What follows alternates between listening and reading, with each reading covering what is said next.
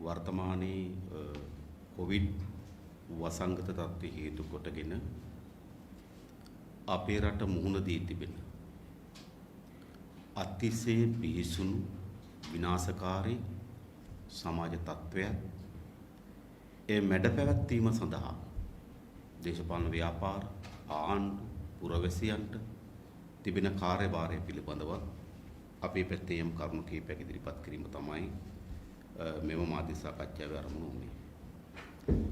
අපි දන්නවා මේ වන විට ලංකාව තුල කොවිඩ් වසංගත තත්ත්වය දිනපතා ශීඝ්‍රයෙන් පිහිසුණු තත්ත්වයක් දක්වා ගමන් කරමින් තිබෙනවා. මේ අපි 2020 මාර්තු මාසයේ අපේ රටේ ආරම්භක අවස්ථාව කියලා බැලුවොත් 2021 මැයි මාසයේ වෙනකොට එම තත්ත්වයේ පිහිසුණු විනාශකාරී නැග්මක් ශීඝ්‍ර වර්ධනයක් දක්වා දැන් ගමන් කරමින් තිබෙනවා.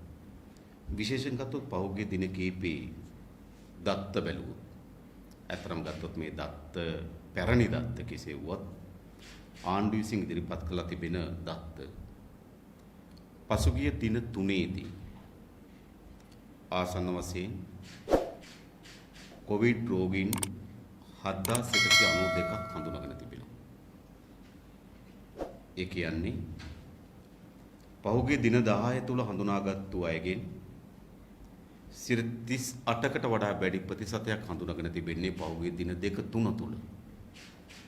උදාහරණයකට ගත්තොත් ඊයේ දිනේ 2624ක්, පෙරේදා දිනේ 2672ක්, ඊට පෙර දිනේ 1896ක් ආදී විශාල ප්‍රමාණයක් රෝගීන් වාර්තා වෙන්න පටන් අරගෙන තිබෙනවා. ඒ වගේම මරණ ගත්තොත් ඊයේ දිනේ 26ක්, පෙරේදා දිනේ 15ක්, ඊට පෙර දිනේ 22ක් ආසන්න වශයෙන් මේ දින 3 ඇතුළත වාර්තා වලට අනුව 63 දෙනෙකුට ආසන්න ප්‍රමාණයක් මිය ගොස් තිබෙනවා. සැබවින්ම ගත්තොත් ඝාතනය වී තිබෙනවා. ඒ ඊටමත් බරපතල තත්ත්වයක්. ඒ වගේම අපි දැක්ක සමහර පුරෝකථන කරන ආයතනයන් මේ පිළිබඳ ඉතාමත් භයානක අන්තයකට තල්ලු විය හැකි කියන පුරෝකථන දෙමින් තිබෙනවා. මිය යන ගාන දෛනික වාර්තා වෙන ප්‍රමාණය වැඩි විය හැකි බවත්, රෝගයේ වෙළඳෙන කණ්ඩායම දෛනික වාර්තා වෙන ප්‍රමාණය වැඩි විය හැකි බවත්, විශාල අනතුරු වැංගවීම ජාත්‍යන්තර මට්ටමින් අද කරුණු ඉදිරිපත් වෙමින් තිබෙන ශ්‍රී ලංකාව ගැන. ඒ රෝගයේ ව්‍යාප්තිය පමණක් නොවේ. විශේෂයෙන් ගත්තොත් එම රෝගයේ මැඩ පැවැත්වීම සඳහා විශේෂයෙන්ම අපේ සෞඛ්‍ය යාන්ත්‍රණය අද සැලකිය යුතු ප්‍රමාණයකින් අඩපණ වී තිබෙනවා. උදාහරණයක් ලෙස ගත්තොත් අපේ මූලික ප්‍රතිකාර ක්‍රමයේ බවට තාමත් පත් වී තිබෙන්නේ රෝගයේ වැළඳුණු අය රෝහල් කරා ගෙන යාම. හැබැයි දැන් සිදු වී තිබෙන්නේ කුමක්ද? දිස්ත්‍රික්ක ගණනාවක 100කට වඩා වැඩි රෝගීන් ප්‍රමාණයක් රෝහලක ඇඳක් හොයාගන්න බැරි තත්ත්වයක් නිර්මාණය වී තිබෙනවා. දේශපාලකයන් හැටියට අපිට බොහෝ අය මේ මොහොත වෙනකොට කතා කරමින් තිබෙනවා.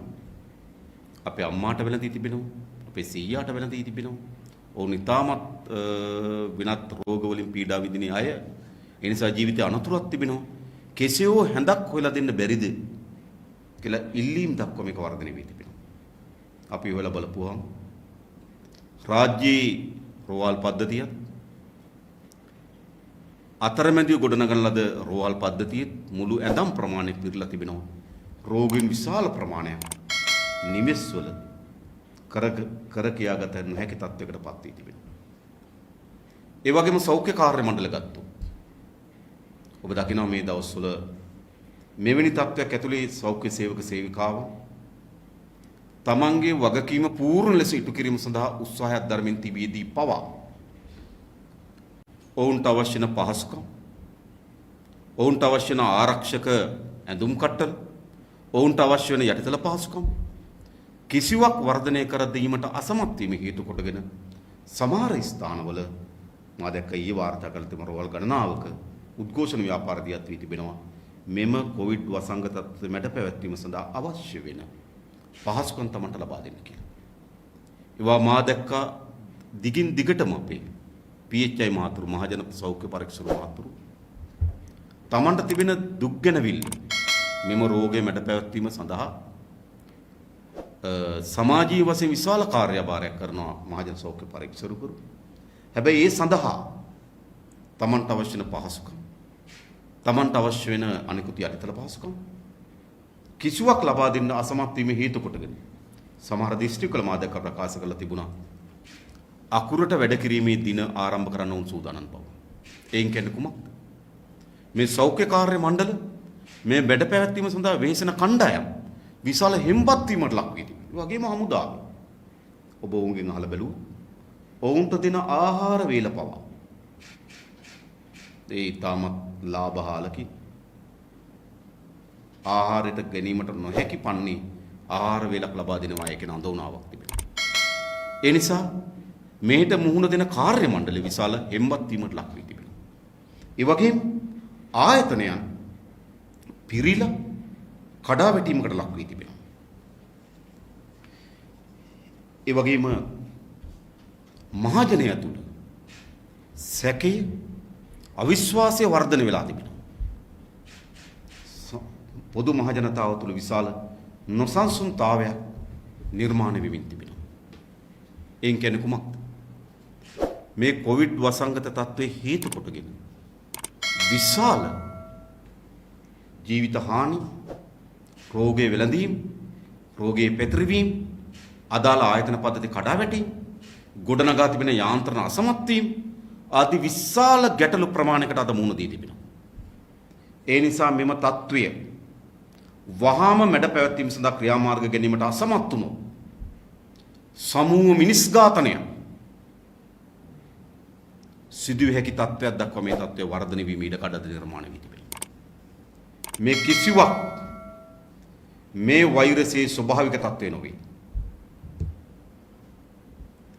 මේ බොහෝ කරුණු මේ සඳහා මූලික වශයෙන් වගකිය යුතු ජනාධිපතිවරයා, ආණ්ඩුව, සානුගත පරිපාලන ශේෂ්ත්‍ර විසින් කරන ලද නොසලකා හැරීම්, අත්හැරීම්, වැරදි තීන්දුව මේ තත්ත්වයට හේතු සාධක වී තිබෙනවා. විශේෂම ජනාධිපතිවරයා. ඔහු උඩඟු, මෝඩ, අපරිණත නායකයෙක් හැටියට මේ ප්‍රශ්න දෙක කටයුතු කරමින් තිබෙනවා. ඔහුගේ හැසිරීම කිසිවෙකුට අහුම්කම් නොදෙන හිතුවක්කාරී, තක්කටි ප්‍රවේශයක් බවට වර්ධනය වී තිබෙනවා. එනිසා මොකද සිදු වී තිබෙන්නේ? අද මේ තත්ත්වයට ගත යුතු පිළියම් පිළිබඳව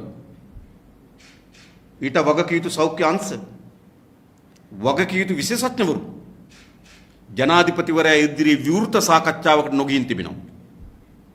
විවෘත කරුණු ඉදිරිපත් නොකරමින් තිබෙනවා. ඉදිරිපත් කිරීම යෝග්‍ය නැහැ. ඉදිරිපත් කිරීම වෙනස් ප්‍රශ්නයක් ඇති වේවි කියන බියජනක තත්ත්වයකට පත් වී තිබෙනවා.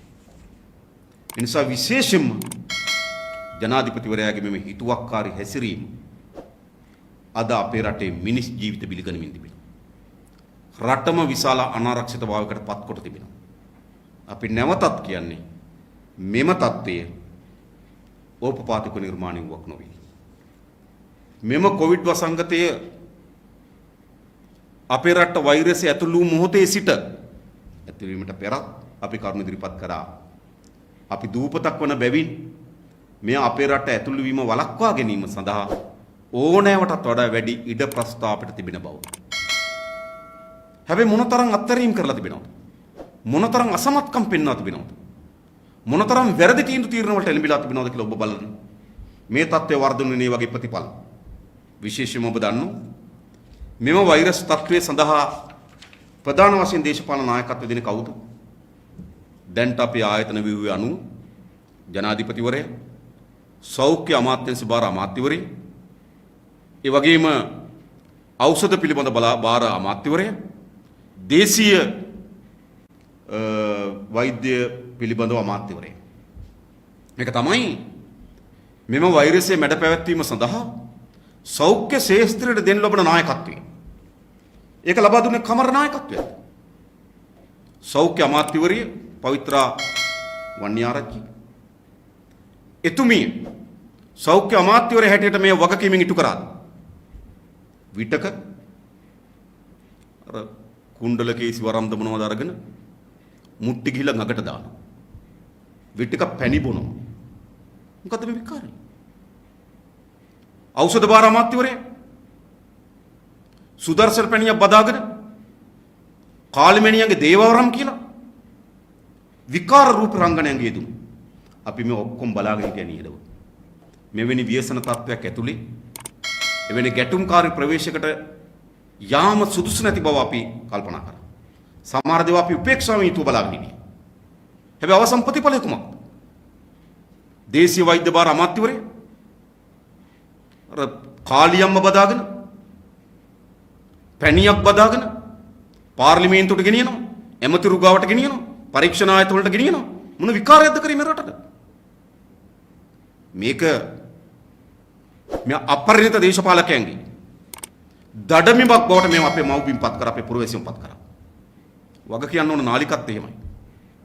සමහර පෞද්ගලික නාලිකාවක් මේ කාලි බෙහෙත, කාලි පැණිය, ධම්මික පැණිය ප්‍රධාන ප්‍රවර්ධනයේ නියමුව බවට පත් වුණා. ඒක පෞද්ගලික නාලිකාවක්. අද ඒ නාලිකාව එක තැනකවත් කියනවද? නියමිත පරීක්ෂණ පටිපාටියේ ඒ නිෂ්පාදනය කරන්න එපා කියලා දැන් නියෝග ලබා දී තිබෙනවා. ඒ මේ කොරෝනා වලට කිසිසේත්ම බෙහෙතක් නොවන බව, අඩුම තරමේ ආහාර පානයක්වත් නොවන බව ප්‍රකාශ කොට තිබෙනවා. දැන් කොහේ නාලිකාව අඩුම තරමේ ජනතාවගෙන් සමාවිල්ලනවද? මොකද්ද මේ කරන්නේ? පෞද්ගලික නාලිකා නම් බිස්නස් වලට කියමු. ආණ්ඩුවේ නාලිකාව, IT නාලිකාව කොහොමද ඇසුරුනේ? කොහොමද ඇසුරුනේ? අර රාවණා පැණිය ගෙනල්ලා ඒ රාවණා බෙදාගෙනලා IT නාලිකාව වස්සට පැණි බෙදන්න පටන් ගත්ත IT නාලිකාව.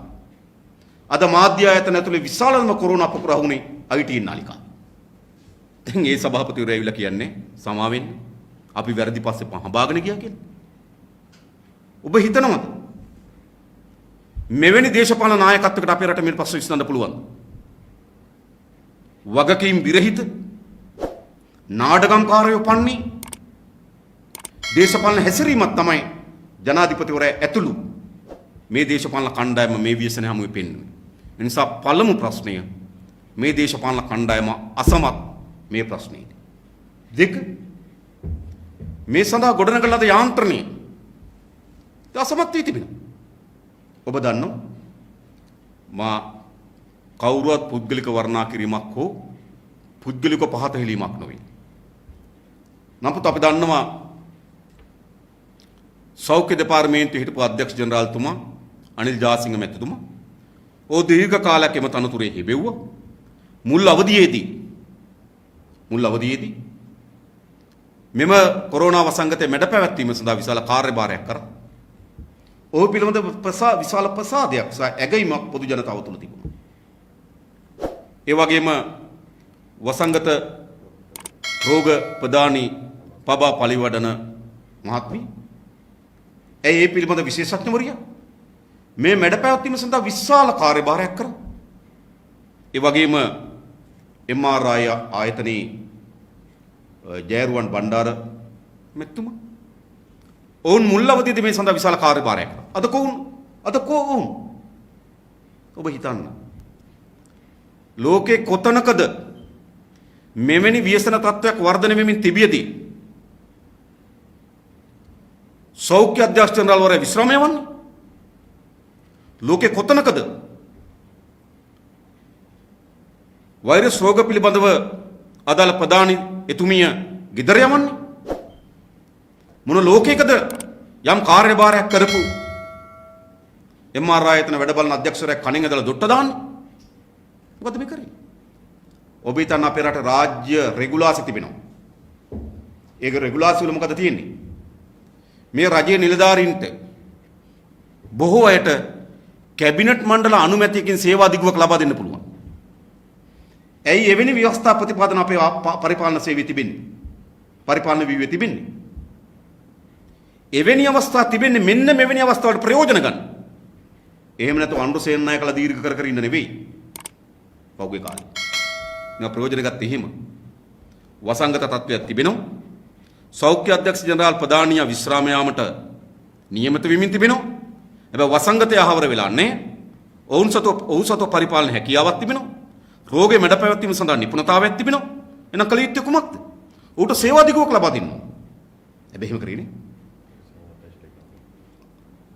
परिसर अमात्यांश लेखमवරයා කරලා හරි. මොකද මේ විකඩ? පබා පලියඩන මහත්මිය මම දැක්ක විදේශ ස්ථානාපතිවරයෙක් කරන්න යෝජනා කරනවා. මොකද මේ කරන විකඩ? ඇයි? මා කියන්නේ ආපු අධ්‍යක්ෂ ජෙනරාල් තුමිය හෝ ආපු ප්‍රධානීන් පිළිබඳ ප්‍රශ්නයක් නෙවෙයි. අපි කාටත් ඒ ශේෂ්ත්‍රයේ පිළිබඳ කාලයක් එක්රස් කරගන්න අධ්‍යක්ීම් වැදගත්. ඒ නිසා මේ වගේ මහත්තුරු මේ ව්‍යසනීය අවසන් වනතෙක් වතේ පුටුවල තියාගත යුතු තිබුණා. එහෙම ඇසිරිමක් පින්නුවේ නේ. එහෙට අදලා දානවා මෙහෙට අදලා දානවා මොකද සිද්ධ වුනේ? අද මුළු යාන්ත්‍රණයම බිඳ වැටුණා. අපි මීට පෙරක් කියලා තියෙනවා. මේ ප්‍රශ්නේ ත්‍රස්තවාදී ප්‍රශ්නයක් නෙවෙයි. ඒක ගෝඨාභය රාජපක්ෂ මහත්මයාම කිව්වා. ඔව් කිව්වනේ මේක ත්‍රස්තවාදී ප්‍රශ්නයක් නෑ විසඳනවා. මේක සෞඛ්‍ය ප්‍රශ්නයක් කිව්වා. හැබැයි ඔහුගේ ප්‍රවේශය බවට පත් වුණේ මොකද්ද? ප්‍රවේශය බවට පත් වුණේ මේක සෞඛ්‍ය ප්‍රශ්නයක්. ඒ සඳහා අදාළ විශේෂඥයන් ප්‍රධානින් කොටගත් ඔවුන්ගේ උපදෙස්සා ඔවුන්ගේ මෙහෙවීම වැදගත් කොටගත් ප්‍රවේශයක් වූ අනුගමනය කළ යුතු තිබුණා. හැබැයි ඔහු ප්‍රශ්න තේරුම් ගත්තට මේක ත්‍රස්තවාදී ප්‍රශ්නයක් නොවන බව ඔහුගේ ප්‍රවේශය වුණේ මේක ත්‍රස්තවාදී ප්‍රශ්නයක් ලෙස. ඒ නිසා මෙම යාන්ත්‍රණයේ ප්‍රමුඛතම කාර්යභාරය ඉටු කළ යුතු තිබුණේ මේ රටේ සෞඛ්‍ය අංශ ප්‍රධානී. මොකද කරේ? සෞඛ්‍ය අංශ ප්‍රධානීන් වෙනුවට වෙන අය මෙම යාන්ත්‍රණයේ ප්‍රධානී බවට පත් කරා. අද මොකද වෙලා තිබෙන්නේ? ඒ යාන්ත්‍රණයම බිඳ වැට්ටි තිබෙනවා. ඒ බිඳ වැට්ටීම කොච්චරද කියනවනම් මෙවැනි ව්‍යසනයකදී වැදගත්ම කාර්යය තමයි රජයක් විසින් ලබා දෙනු ලබන තොරතුරු දත්ත පිළිබඳව පොදු ජනතාවගේ ගොඩනැගෙන විශ්වාසය. ඒක වැදගත් මේ ප්‍රශ්නයකදී. මාධ්‍යවේදීන් හිටියට ඔබ මේ රටේ පුරවැසියන් කිසිවෙක් අද මේ ආණ්ඩුව විසින් ලබා දෙන දත්ත තොරතුරු විශ්වාස කරනවා. යාන්ත්‍රණය බිඳ වැටලා තිබෙන්නේ. අද මේ යාන්ත්‍රණය විසින් ලබා දෙනු ලබන නිර්ණායක අනුගමනය කරනවා. එක එක ඒවා කියන්නේ. සෞඛ්‍ය අමාත්‍යතුම එක වෙලාවක් කියනවා. කොරෝනා අමාත්‍යතුම තව වෙලාවක් කියනවා. ඖෂධ අමාත්‍යතුම තව වෙලාවක් කියනවා. දේශීය අමාත්‍යතුම තව වෙලාවක් කියනවා. හමුදාපතිතුම තව එකක් කියනවා. වසංගත අධ්‍යක්ෂ ප්‍රධානතුම තව එකක් කියනවා. සෞඛ්‍ය ජෙනරාල්තුම තව එකක් කියනවා. මොකද මේ විකාරය? ඔබ හිතනවා සමාජයක් ඒකමතියකට ගෙන එක වැදගත් මෙවැනි ප්‍රශ්නයකදී. එක තැනකට සමාජයක් ගේන්න ඕන. එක තැනකට සමාජයක් ගේන්න නම් මොකද විය යුතු වන්නේ? එක හඬින් එක ප්‍රකාශයක් ප්‍රබල ලෙස ජනතාවට ගෙන ආ යුතු තිබෙනවා. එහෙම යාන්ත්‍රණයක් තිබෙනවද? නැහැ. මේ සමහර අය කියන්නේ එදිනදා දත්ත වාර්තා කරන කාලගුණ වාර්තාව වගේ කියන උදේට ඊයේ මෙච්චරක් මරුණා කියලා. කියන්නේ ආයතනයක් වුණා. මේකයි සිද්ධ වෙලා තියෙන්නේ. ඒ නිසා මුළුමනින්ම මේ කොරෝනා මැඩ පැවැත්වීම සඳහා ගෝඨාභය රාජපක්ෂ ජනාධිපතිවරයා විසින් ගොඩනගා තිබෙන සංවිධාන යාන්ත්‍රණය මුළුමනින්ම සාර්ථක බවට පත් වී තිබෙනවා. අපි තේරුම් ගන්න ඕනේ ඒකද. ඒ වගේම ඊළඟ ගත්තොත් විශේෂයෙන්ම අපි දන්නවා මේ ප්‍රශ්නේදී වැදගත් විශේෂයෙන්ම ගත්තොත් වෛරස් ප්‍රභේදයන් ඒ කියන්නේ මේ වෛරසයේ ස්වභාවයම තමයි එක් අවස්ථාවල වෙනස් ප්‍රභේදයන් බවට අනුවර්තනය වීම මේ වෛරසය වගේම ගොඩක් වෛරස් වල ලක්ෂණ. ඒ නිසා අපි නේද මම දන්නවා ජයවර්ධනපුර විශ්වවිද්‍යාලයේ ඒ සඳහා විශේෂ කණ්ඩායමක් විසින් විටින් විට මේ ප්‍රභේදයන් පිළිබඳ යම් හඳුන්වා දීමක් කරනවා. මොකද ඒක අතිශය වැදගත් මේ ප්‍රවේශය සඳහා. නිසා ලෝකේ බොහෝ රටවල් මොකද කරමින් තිබෙන්නේ? අලුත් අනුවර්තනයට භාජනය වූ ප්‍රභේදයක් තමන්ගේ රටට ඇතුළත් වීම වළක්වා ගැනීම සඳහා ක්‍රියාමාර්ග ගන්නවා. ඔබට මතක ඇති එක විටකදී විශාල ලෙස වර්ධනය වුණු ප්‍රභේදයක් ලෙස එංගලන්ත ප්‍රභේද ගැන සාකච්ඡාවක් ආවා. දැන් ලෝකේ හැම රටක්ම කල්පනා කරා එංගලන්ත ප්‍රභේද තමන්ගේ මව්බිමට ඇතුල් වීම වැළැක්වීම සඳහා සීමා පනවන්න ඕන කියලා. ගොඩක් රටවල් එංගලන්තය සඳහා ගුවන් ගමන් නතර කරා. එංගලන්තයේ සිට පුරවැසියන් ලංකාවට එන එක නතර කරා. මේ ඒ රටව රාජ්‍යන්ට එන එක නතර කරා. එයි එවැනි නව ප්‍රභේදයක් වර්ධනය වුණාට පස්සේ සෑම රටක්ම උත්සුක වෙනවා. මොකද්ද? ඒ නව ප්‍රභේදය තමන්ගේ රටට ඇතුළත් වීම වළක්වා ගැනීම වෙනුවෙන්. සමත් වුණා දෙකෙන් ගෝඨාභය රාජපක්ෂ. දැන්ට වාර්තා වී තිබෙන ආකාරයට ප්‍රභේද ගණනාවකින් ලංකාවට ඇතුළත් වී නැත්තේ බ්‍රසීල ප්‍රභේදය පමණයි. මොන සිදුවී තිබෙන ප්‍රතිඵලය? සමත්ද? මේ යාන්ත්‍රණය සමත්ද? මේ පාලකය සමත්ද? මේ දේශපාලන නායකත්වය සමත්ද? සමත් නෑ. ඊට පස්සේ විශාල භයංකාර තත්ත්වයක් නිර්මාණය වුණා. ටීවී නාලිකා ඔබ දිනපතා වාර්තා කරා ඉන්දියාවේ සෝචනීය තත්ත්වේ. එය අපි හැමදෙනාගේම හද කකින දර්ශනයන් වගේම භීතියක් ඇති වෙන දර්ශනයක් බවට පත් වුණා. මොකද කරේ?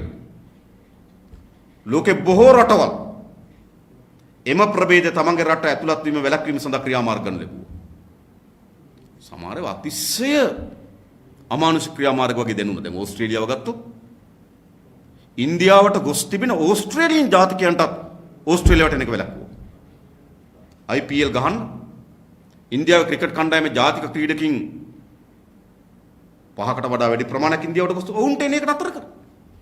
මා කියන්නේ ඒ වෙන අමානුෂික ක්‍රියාමාර්ග හොඳ කියන එක නෙවෙයි. හැබැයි ඒකෙන් කියන්නේ මොකද්ද? එම රටවල් උත්සුක වෙනවා නව ප්‍රභේදයක් වර්ධනය වුණාට පස්සේ මේ කොවිඩ් වසංගතේ එම ප්‍රභේදය තමන්ගේ රට ඇතුළත් වීම වළක්වා ගැනීම සඳහා කටයුතු කරනවා. මේ පාලකයෝ කටයුතු කරා. දැන් වාර්තා වී තිබෙනවා ඉන්දියන් ප්‍රභේදයේ නේද? වෛරසයේ වැළඳුණු අය ලංකාවේ වාර්තා වෙන බව. ඉන්දියන් ජාතිකයින් සමහර ඇවිල්ලා තිබෙන අප්‍රේල් 28 PCR පරීක්ෂණය කරලා තියෙන අප්‍රේල් 4 සහ 3 සහ 4 කියන දෙදින තුල. මේ අප්‍රේල් 28 අවතීර්ණ වෙනවා. මේ 3 සහ 4 කියන දෙදිනවල තමයි PCR පරීක්ෂණය කරලා තිබෙන්නේ. දැන් ඔවුන්ට කොවිඩ් වසංගතය වෙළඳී තිබෙන බව වාර්තා වෙනවා. බීතන් සමත්ද මේ පාලකයෝ? අපි දූපත මේ ප්‍රධාන වාහකයා මිනිස් සිරුර ඇතුළත් වෙන්න අපිට ගොඩක් ස්ථාන තිබුණේ නේ. අපිට දෙන ගුවන් තොටුපොළ ජාත්‍යන්තර වරායක් එහෙම නම් නීති විරෝධී මුහුදු ගමන ඔච්චරයි. මේ කාර් වලින් හරි වැටෙන් පැනලා හරි තාප්පෙන් පැනලා හරි ඇලවල් වලින් පීනලා හරි එන්න පුළුවන් එකක් නේ දූපත. ඒ නිසා මේ වෛරස් ප්‍රභේදය ලංකාවට ඇතුළත් වීමත් වළක්වාගත හැකි තිබුණා. ඒ ප්‍රභේදයේ සිද්ධ වෙන විශේෂ අනුවර්තනයන් අපේ රට ඇතුළත් වීමත් වළක්වාගත හැකි තිබුණා. සමත් වුණා? අසමත්. එම ප්‍රශ්නේදී ඊළඟ විශේෂයෙන්ම එන්නත් පිළිබඳ ප්‍රශ්නයි. ඔබට මතක ඇති ජනාධිපතිවරයා අර එක ගම සමග පිළිසඳර කරපු සාකච්ඡාවද මම ඊට කලින් කිව්ව ඔබට. ඒ අහිංසක ගැමියෙක් විසින් ඉල්ලීමක් කරනවා අපිට PCR පරීක්ෂණ යන්ත්‍රයක් ලබා දෙන්න. මේ ආසන්න රෝහල් වල වෙන PCR පරීක්ෂණ යන්ත්‍රයක් නැහැ කියලා. එතුමා කියන්නේ මොකක්ද? නෑ දැන් PCR අවශ්‍ය නැහැ. අපි ඔක්කොටම එන්නක් දෙන්නේ එන්නක් කියනවා.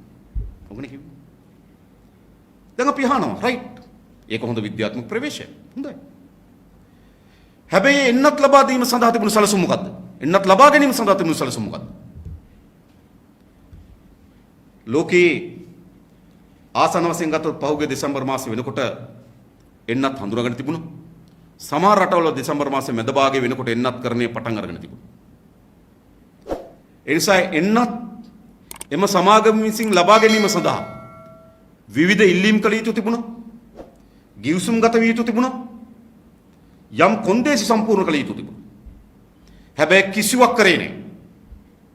කිසිවක් නොකර මොකද කරන්නේ? ඉන්දියාවෙන් අර දකුණු ආසියානු කලාපයේ රාජ්‍යයන් ගණනාවකට නොමිලේ එන්නත් ප්‍රමාණයක් දෙන්න තීරණය කරා. ඒක ප්‍රතිඵලයක් හැටියට ඉන්දියාවෙන් අපිට යම් එන්නත් ප්‍රමාණයක් ලැබුණා. 2,65,000ක් වගේ එන්නත් ප්‍රමාණයක් අපිට ඉන්දියාවෙන් ලැබුණා. සමාවෙන් ඉන්දියාවෙන් 5,00,000ක එන්නත් ප්‍රමාණයක් ලැබුණා. ඒ වගේ WHO ලෝක සෞඛ්‍ය සංවිධානයේ අපි වගේ පරිධියේ පිහිටි රාජ්‍යයන්ට තමන්ගේ ආර්ථික තත්ත්වය කඩා වැටීමේ පහළ මට්ටමේ තිබෙන නිසා ඔවුන්ගේ ජාත්‍යන්තර වගකීමක් ලෙස සලකා අපින රටවල් වලට එන්නත් ලබා දෙන්න ආධාරයක් ලබා දෙන්න එකතු වී තිබුණා. ඒකෙන් අපිට 2,65,000ක් ලැබුණා. හරිද? ඊට පස්සේ චීනී ඒ වන විටත් ලෝක සෞඛ්‍ය සංවිධාන අනුමත නොකර තිබුණත් ලංකාවේ ඒ සඳහා අනුමැති ලබා දීපු සංවිධාන විසින් අනුමැතිය ලබා දී නොතිබුණත් ලක්ෂ 6කට ආසන්න එන්නත් ප්‍රමාණයක් චීනෙන් ලැබුණා. ඊට අමතරව රුසියාවෙන් 15000ක් වගේ එන්නත් ප්‍රමාණයක් ලැබුණා ආධාර ලෙස. ඒතර මේ මුළු ක්‍රියාවලියේම අපි මිලදී ගන්න සමත් උනේ කොච්චරද? අප මිලදී ගන්න සමත් උනේ එන්නත් ලක්ෂ 5යි. ලෝක සෞඛ්‍ය සංවිධානය ඉදිරිපත් කරලා තිබුණා රටේ ජනතාවගේ ප්‍රජාව ඇතුලේ එන්නත් කරණය කරලාද ජනගණත්වය වැඩි කරන්න ඕන. එහෙම වුණොත් තමයි එන්නතේ ප්‍රතිඵල තිබෙන්නේ. එක්කෙනෙක් එන්නතක් ගහනවා. හතර වටේම තමන්ට ගැටෙන්නේ එන්නත් නොගහගත්තු පිරිස් නම් ඒ එන්නතෙන්වත් අවශ්‍ය ප්‍රතිඵල ලැබෙන්නේ නැහැ. එන්නතෙන් අවශ්‍ය ප්‍රතිඵල ලබා ගන්න නම් අවම වශයෙන් 70%ක්වත් එන්නත් කරන්න ලක් කළ යුතුයි කියලා තමයි ලෝක සෞඛ්‍ය සංවිධානයේ නිර්දේශ බවට පත් වුණේ. ගෙන ආසන්න වශයෙන් ලක්ෂ 140ක් දෙපාරක් විදින්න ලක්ෂ 280. මේකනේ එන්නත් කරන්නේ. ඒතර අපේ රටට එන්නත් ලක්ෂ 280ක් අවශ්‍ය වී තිබුණා. හැබැයි ආධාර ලෙස ලැබුණු එන්නත් ප්‍රමාණය හැරුණකොට ආණ්ඩුවට මිලදී ගැනීමට හැකියාව ලැබුණේ එන්නත් ලක්ෂ 5යි. මාස 6කට වඩා වැඩි කාලයක් ගියා. සමත්ද? අසමත්. ලෝකේ සෑම රටක්ම මේ එන්නත් පරීක්ෂණ කරන ක්‍රියාවලියදී ඇසගසාගෙන හිටියේ. ඒ පරීක්ෂණ සාර්ථක වීම පිළිබඳ ඇසගසාගෙන හිටියේ. එම සොයා ගන්න ලද එන්නත් වලට ලෝක සෞඛ්‍ය සංවිධානයෙන් අවසර ලැබෙන තෙක් ඇසගසාගෙන හිටියා. ඒ අවසර ලැබුණාට පස්සේ එම සමාගම් වලට වෙළඳපොළ මට්ටමේ නිෂ්පාදනය කිරීම සඳහා අවසර ලැබෙන තෙක් ඇසගසාගෙන හිටියා. එම සමාගම් එන්නත් අලෙවිකරණයට පටන් ගන්නකොට වහාම ඉල්ලුම් කරන්නට ගියා. එහෙමයි ලෝක නායකයෝ මේ ප්‍රශ්න ගැන කටයුතු කරේ. හැබැයි අපේ අය ඒ කිසිවක් දෙස බැලුවේ නැහැ. ඔහේ හිටියා. ඉතලා අන්තිමේට ලක්ෂ 5ක් මිලදී ගත්තා. ඇස්ට්‍රාසෙනිකා කියන එන්නත ආසන්න වශයෙන් ගත්තොත් ලක්ෂ 5ක් මිලදී ගැනීමට ලක් කරා. ලක්ෂ 5ක් ඉන්දියාවෙන් ආධාර ලෙස ලැබුණා. 2,65,000ක් WHO සංවිධානයෙන් ආධාර ලෙස ලැබුණා. 12,65,000 අපිට ඇස්ට්‍රාසෙනිකා කියන එන්නත ලැබුණා. ඉතින් සමත් මේ පාලකයෝ සමත් අසමත් ඒ විතරක් නෙවෙයි ඊළඟ මේ එන්නත් කරන ක්‍රියාවලිය සමත්. මොකද්ද මේ ක්‍රියාවලිය? ලෝක සෞඛ්‍ය සංවිධානයේ ලෝකෙට මේ එන්නත් කරන ක්‍රියාවලිය පිළිබඳ යම් යම් මාර්ගෝපදේශන ලබා දුන්නා. සමහර රටවල් වලට කිව්වා පළමු කොටම මෙම රෝගයේ මැඩ පැවැත්වීම සඳහා කටයුතු කරන කණ්ඩායම් ප්‍රමුඛ විය යුතුයි. ඒ කියන්නේ සෞඛ්‍ය කාර්ය මණ්ඩල, අපේ රට නම් හමුදාව පොලිසිය, PHI මහතුරු ඔවුන් ප්‍රමුඛ විය යුතුයි. ඇයි? ඔවුන්ට වැළඳුණොත් මෙම යාන්ත්‍රණය කඩා වැටෙනවා. දැන් වාර්තා වී ඇති ආකාරයට සෞඛ්‍ය කාර්ය මණ්ඩලයේ 30කට පමණ වැළඳී තිබෙනවා. වෛද්‍යවරු විතරයි. හෙදී 80කට වඩා වැඩි ප්‍රමාණයක් වැළඳී තිබෙනවා. තවත් විශාල ප්‍රමාණයක් නිරෝධයන්ට ලක් කොට තිබෙනවා. ඒ නිසා තමයි ලෝක සෞඛ්‍ය සංවිධානය කිව්ව ප්‍රමුඛ කොට මෙම රෝගය මැඩ පැවැත්වීම සඳහා මේ වෛරසය මැඩ පැවැත්වීම සඳහා ඒ ප්‍රජාවන් එක්ක ගැටෙන කණ්ඩායම ප්‍රමුඛ කරගත යුතුයි. අපේ නම් සෞඛ්‍ය කාර්ය මණ්ඩල, හමුදා යාන්ත්‍රණය, පොලිසිය, PHI මහතුරු වැනි කණ්ඩායම් ප්‍රමුඛතම ලැයිස්තු හිටිය යුතුයි. ඔවුන් ප්‍රමුඛ ලැයිස්තු හිටියා. ඊළඟ ලෝක සෞඛ්‍ය සංවිධානය කිව්වා මෙම රෝගය වැළඳුණාට පසු මිය යාමට ඉඩ තිබෙන කණ්ඩායම් ඊළඟ ප්‍රමුඛතාවය විය යුතුයි. ඒ කියන්නේ විවිධ නිදන්ගත රෝග වලින් පෙළෙන අය හා එංගලන්ත වෙන රටක නම් අවුරුදු 70ට වඩා වැඩි අය. ලංකාවේ නම් අවුරුදු 60ට වඩා වැඩි අය. ඊට පස්සේ ක්‍රමානුකූලව මේක පහළට ගේන්න ඕන. ඒක තමයි ජාතික සැලැස්ම. ඒක තමයි ලෝක සෞඛ්‍ය සංවිධානය ලෝකෙට හඳුන්වා දීපු සැලැස්ම. අපිට ඕන විදිහට ඒක ඇඩ්ජස්ට්මන්ට් කරගන්න පුළුවන්. හරි අපේ හමුදා යාන්ත්‍රණය මැදිහත් වෙනවා අපි හමුදා යාන්ත්‍රණ ප්‍රමුඛතාවයට ගේනවා. පොලිසිය මැදිහත් වෙනවා පොලිසිය ප්‍රමුඛතාවයට ගේනවා. ඒක හරි. හැබැයි ප්‍රමුඛතාවයක් තිබෙනවා. දැන් අපි අහන මේ ප්‍රමුඛතාවයට අපි රට වැක්සින් එක දුන්නේ. සමහර අයගේ ගෙවල් වල වැක්සින් දීලා තියෙනවා. සමහර අයගේ කෝල් එකට වැක්සින් දුන්නේ. සමහර අයගේ ලියුමට වැක්සින් දුන්නේ. හරි. පලාතක් නෑ. ගමක් නෑ. ඔහේ දේශපාලන අධිකාරියට SMS එකක් යවපුවම SMS එකෙන් කියන හවල් තැනට කියලා බෙහෙත් ගහගන්න කියලා මම වගකීමෙන් කියන්නේ. මුළු එන්නත් ක්‍රියාවලියම අවුල් කරලා තියෙන අද වෙනකොට. දැන් පුද්ගලික ගත්තත් මා ඇතුළු අපේ മന്ത്രി කණ්ඩායම අපිට කිව්වා ඔබලාට දැන් අහවල් දිනේ එන්නත් කරන්න කරන එන්න කියලා. දැන් අපිට ආයෙ SMS එකක් ආවා මේ 9 10 11 12ද දෙවෙනි එන්නත ගහනවා එන්න කියලා. දැන් අපි පළමු එන්නත ලබා ගත්තෙත් නෑ දෙවෙනි එන්නත ලබා ගත්තෙත් නෑ. මොකද අපේ ප්‍රතිපත්ති බවට පත් උනේ මට එන්නත වරප්‍රසාදයක් ලෙස ලැබිය යුතු නැහැ. මට එන්නත හිමිකමක්. මට වගේම මේ රටේ සෑම පුරවැසියෙකුටම එන්නත හිමිකමක්. හැබැයි මොකද තියෙන්නේ? තමන්ගේ හිමිකම තමන්ට ලැබෙන අවස්ථාව අපි දැනගන්න ඕන. ඔබ දන්නවනේ ඩෙන්මාර්ක් අග්‍රාමාත්‍යවරයාගේ එක මාධ්‍යවේදියෙක් අහන එක වෙලාවකදී ප්‍රජාවටත් එන්නත් කරන යමියන් තිබෙනවල ඔබ එන්නත ගත්තද කියලා. එතකොට ඩෙන්මාර්ක් අග්‍රාමාත්‍යවරයා කියනවා මොකද්ද? එන්නත් හිමිකම් ලැබීමේ ලැයිස්තුවේ මම ගොඩක් යටින් ඉන්නේ කියලා. කැනඩාවේ අග්‍රාමාත්‍යවරයා තරුණ කෙනෙක් මේ මෑතකෙත් තමයි ඔහු එන්නත් කරණය කරගත්තේ. එයි මේ එන්නත් කරණය සඳහා යම් සැලසුම් සහගත විද්‍යාත්මක ක්‍රමවේදයක් වුණා. තියෙනවද එහෙම ක්‍රමවේදයක්? ක්‍රමවේදයක් කිසිවක් නැහැ. දැන් මා മന്ത്രിවරයෙක් හැටියට මා ලබා ගත්තේ නැහැ. හැබැයි පුරවැසියෙක් හැටියට මට හිමිකමක් තිබෙනවා. මම දන්නවද මගේ හිමිකම මට ලැබෙන්නේ කවදද කියලා? මේ සෑම පුරවැසියෙකුටම අයිතියක් තියෙනවා. තමන්ගේ එන්නත කවර අවස්ථාවේදී තමන්ට ලැබෙන්නේ? දැන් 60ට වැඩි අය.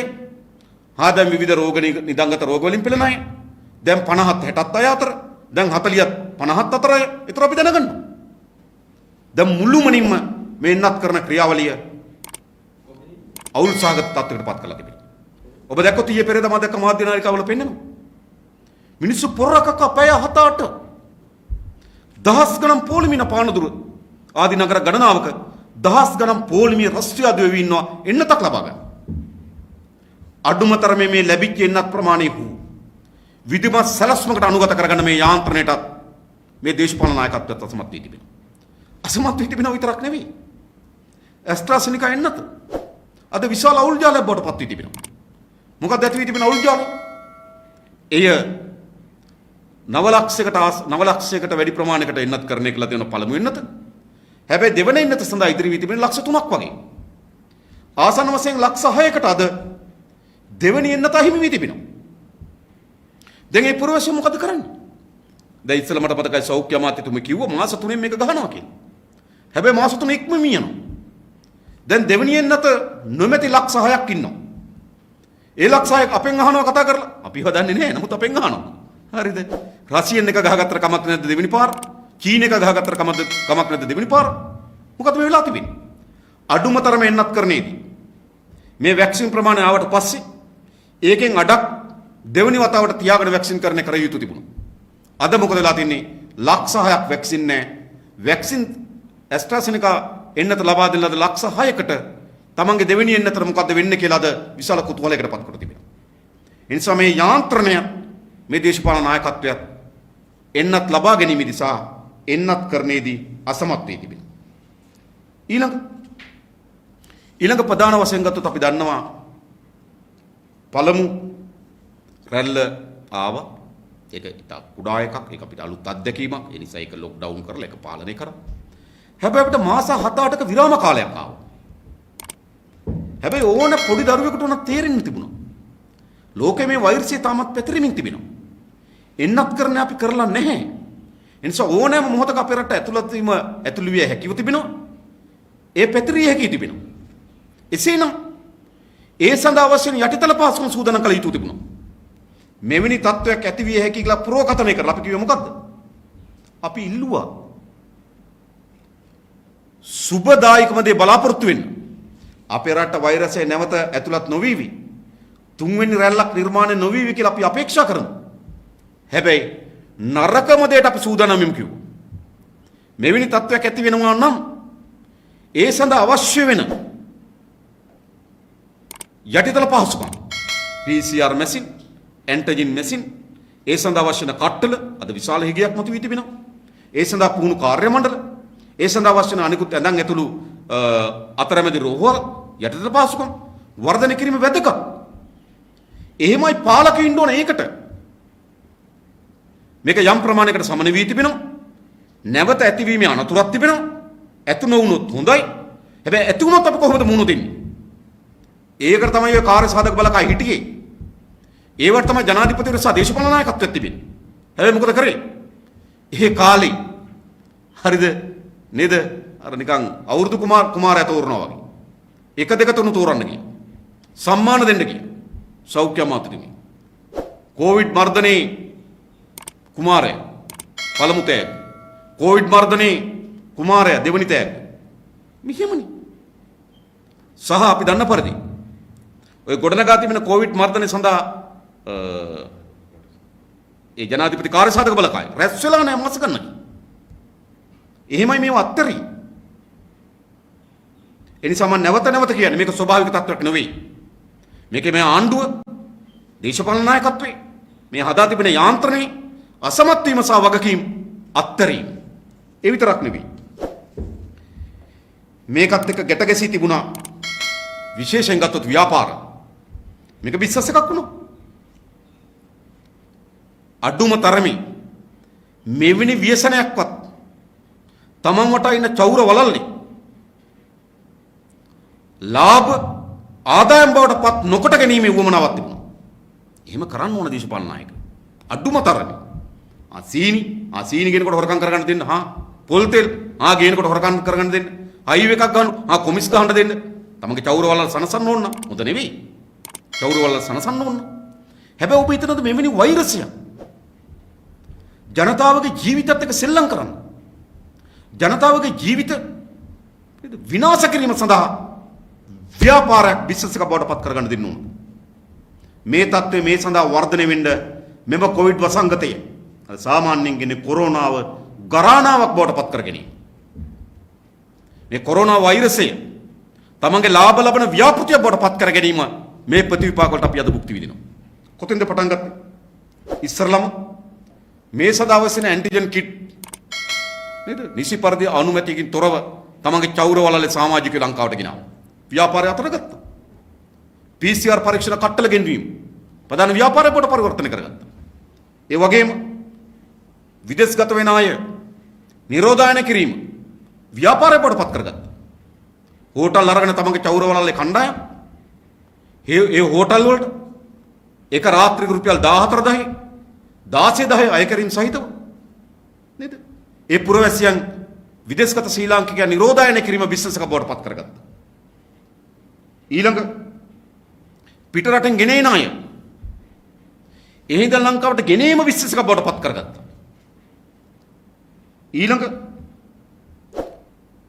තමන්ගේ ඥාති සොයුරා කවුද? උදයන්ගේ වීරතුංග ඥාති සොයුරා විතරක් නෙවෙයි තවත් ගනුදෙනු වල හවුල්කාරයා උදයන්ගේ වීරතුංග ලංකාවේ කවදාවත් සංචාරක ඒජන්සියක් කරපු කෙනෙක් නෙවෙයි. සංචාරක අධිකාරී ලියාපදිංචි සංචාරක ඒජන්සියක් උදයන්ගේ වීරතුංගට නැහැ. මොකටද බගන්නේ? සංචාරක ඒජන්සි කඩා වැටලා තිබුණ බව අපි දන්නවා. සංචාරක ව්‍යාපාරෙම කඩා වැටලා තිබුණේ. ඒ නිසා ඒව ගොඩනැංවීම සඳහා වැඩපිළිවෙලක් හැදිය යුතුයි. හැබැයි සංචාර ඒජන්සියක් නැති කෙනෙක් යුක්‍රේන සංචාරකයන් ගේන්න පටන් ගත්තා. අරගෙන මොකද කරේ? රට පුරා නේද? කෙලිදොල් නේද? විනෝදකාමී හැසිරීම් රටාවක් එක්ක මේක ව්‍යාප්ත කරන්න පටන් ගත්තා. අද අනතුරු වංගවලා තිබෙනවා සමහර අය. මේ එංගලන්ත ප්‍රභේදය ලංකාවට අවතීර්ණ වුණේ මේ යුක්‍රේන සංචාරකයන් හරහා කියන. එහෙමම පරීක්ෂණ මූලාශ්‍රද ඉදිරිපත් කරමින් තිබෙනවා. දැන් මේ ප්‍රතිඵලය මොකක්ද එහෙනම්? මේක ව්‍යාපාරයක් බවට පරිවර්තනය කර ගැනීම. ඊළඟ පත්තර මේ දැන්වීම් දැම්මා. මම දන්න කවදද මේවා මේ රටේ සිදු විය යුතු දේවල්. ඉන්දියාවේ වෛරසය පැතිරෙනකොට ලෝකයේ හැම රටක්ම එම වෛරසය තමන්ගේ රටට ඇතුළු වීම වැළැක්වීම සඳහා ක්‍රියාමාර්ග ගන්නකොට අපේ රටේ පාලකයන්ගේ චෞරවලල්ලේ ගෝලිය මොකද කරේ? දැන්නින් දැම්ම quarantine in Sri Lanka USD එක ඇමරිකන් එක්සත් ජනපද ඩොලර් 690යි. ඩොලර් 690ක් දීලා සති දෙකක් මේ නිරෝධායන කරනවා. එහෙම නෙමෙයි ව්‍යාපාර කරේ මේ. ඒ නිසා මේ නිරෝධායන මධ්‍යස්ථාන වලින් තමයි මේ ඉන්දියන් වෛරසය වැළඳුණු අය අද හම්බ වෙලා තිබෙනවා.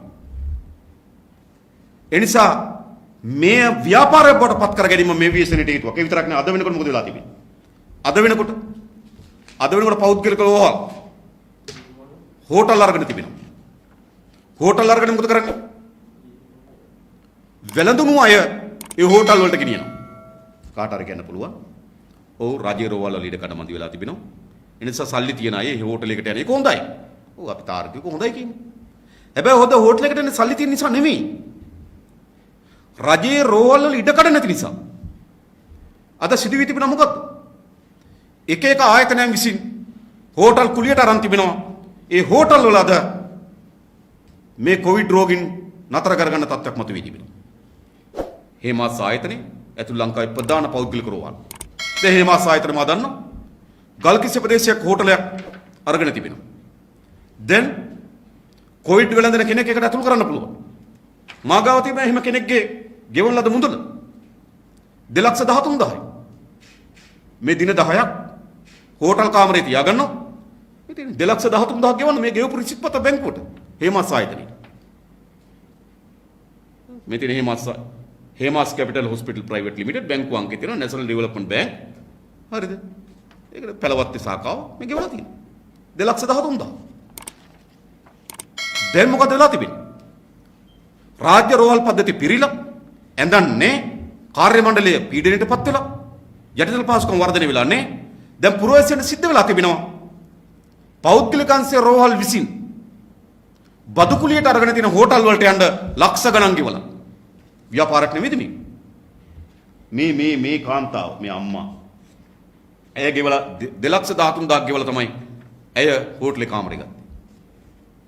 ඒ නිසා මෙම ව්‍යසනයේ පැතිරෙන්න ප්‍රධාන හේතුවක් තමයි ඊළඟ මෙම කොරෝනා වෛරසය ව්‍යාපාරය බවට පරිවර්තන කර ගැනීම. ඒ නිසා තමන්ගේ චෞරවලල්ලේ කණ්ඩායමට ඉඩකඩු පාසුකම් සැපීම හේතු. ඊළඟ ආණ්ඩුවත් කියනවා අපි යම් ප්‍රමාණයකට පිළිගන්නවා. මේ පිළිබඳ යම් වගකීමක් ජනතාවට තිබුණා. ජනතාව යම් ප්‍රමාණයකට වගකීම් විරහිතව හැසිරෙමින් තිබෙනවා. ඒක අරුම් පුදුම දෙයක් නෙමෙයි. දේශපාලන නායකත්වය කඩා වැටෙනකොට, යාන්ත්‍රණය කඩා වැටෙනකොට, නිසි මඟ පෙන්වීමක් පෙන්වන්න අසමත් වෙනකොට, ඒකමතිභාවයක් නොපෙනෙනකොට, දියාරු ප්‍රතිපත්තීන් සහ තීන්දුව తీරන වලට එළඹෙනකොට පොදු ජනයා නිතින්ම දියාරු ස්වභාවයකටපත් වෙනවා.